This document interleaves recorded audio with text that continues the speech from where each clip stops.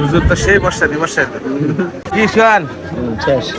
এটি খাইছে তুই ওই রে বাপ তো দেওর লগে যাই তুই যে খাদক তো খিদির বিদির ভাই বোনেরা আসসালামু আলাইকুম। কি অবস্থা, কেমন আছেন? নিশ্চয়ই ভালো আছেন। তো আমি আজকে আপনাদের আবারও নিয়ে যেতেছি একটা বিয়ার দাওয়াতে ভাই। কুরবানির পরে ভাই মাইনছের যে কি পরিমাণ শক্তি হয়েছে জানি না, খালি বিয়া আর বিয়া, খালি বিয়া আর বিয়া হইতেছে।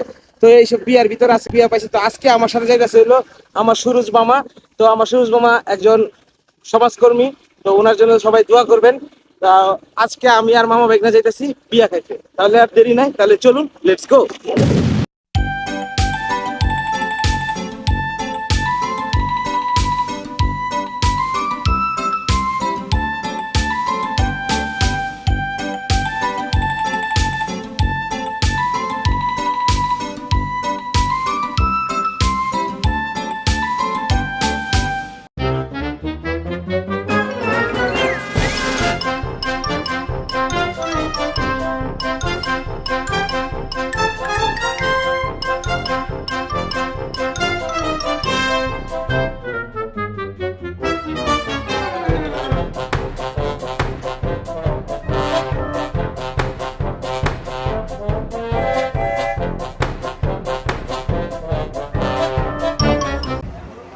বিসমিল্লাহ।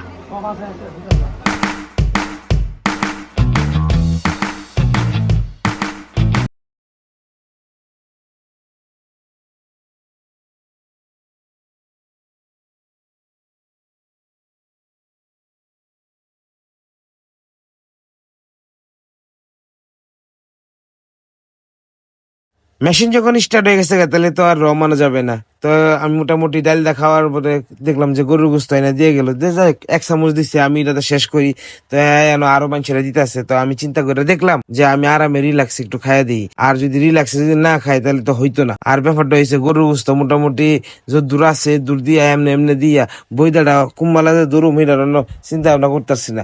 বইদাটার জায়গাত বই হইছে অনেক কুম্বালা যে বইদা দূরম আর কুম্বালা যে গরুর গোস্ত খামু এটাই বুঝা হইতেছি না। তো যাই হোক, মোটামুটি গরুর গোস্তটা আমার কাছে খুব ভালোই লাগছে, টেস্ট লাগছে। গরম গরম গরুর গোস্ত তো, আর বিয়ের বাড়ি গরুর গোস্ত ভাই পৃথিবীর সব গোস্ততে বেশ। কালা বোনা টালা বোনা দলা বোনা আলু আলু বোনা যা আছে সব ফেল ভাই গরুর গোস্তর লগে বিয়ের বাড়ি। কারণ এই বিয়ের বাড়ি গরুর গোস্তের মধ্যে আলাদা যে একটা স্বাদ কাজ করে, অন্যান্য জায়গা এমন কাজ করে না। আর এটার মধ্যে ভাই আলাদা একটা মজা আছে ভাই।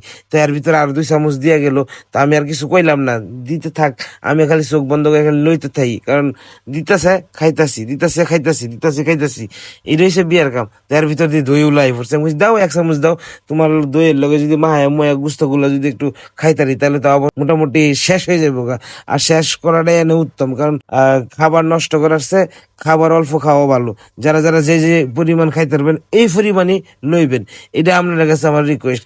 আর গরুর গোস্ত খাওয়ার সময় অবশ্যই অবশ্যই আপনারা একটু ভাইবা চিন্তা খাইবেন, আপনার শরীরের কন্ডিশন অনুযায়ী আপনি খায়েন।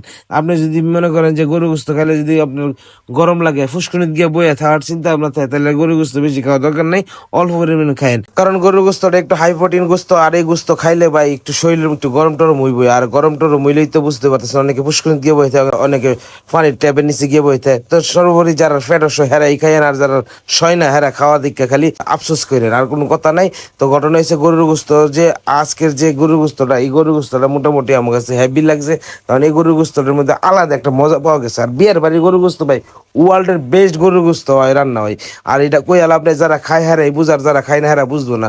তো আমার খাওয়া দাওয়া মোটামুটি প্রায় শেষ হয়ে গেছে গা। তো আমি যে আটিটা একটু সুন্দর করে চাপা একটু শেষ করে, তো এখন আমি যে লেবু লইয়া সুন্দর করে আমি একটু লবণ টবণ মাহায়া, যাতে আমার পিছের সমস্যা হয় সেইভাবে আমি এখন 2-3টা লেবু চাপায় রসটা খায় আমি রিল্যাক্সে এখন খাওয়াটা শেষ করবো। তো ভালো থাকবেন, সুস্থ থাকবেন, আল্লাহ হাফিজ।